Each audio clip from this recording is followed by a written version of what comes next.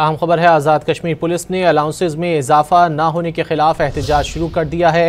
SSP की मुज़ाकरात की पेशकश भी मुस्तरद कर दी है। मजीद बात करेंगे नुमाइंदा डॉन न्यूज़ हनीफ खान से। हनीफ खान, क्या तफसीलात हैं?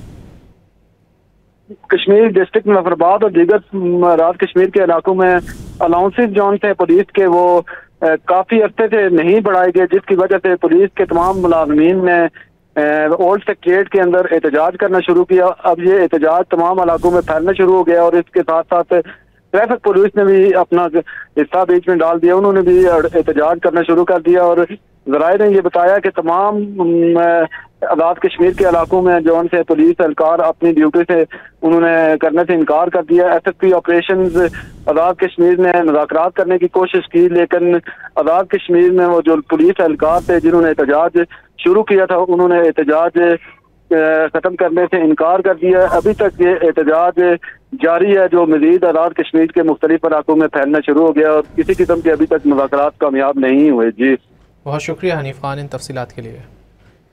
आज़ाद कश्मीर पुलिस ने अलाउंसेस में इजाफा ना होने के खिलाफ एहतजाज शुरू कर दिया है।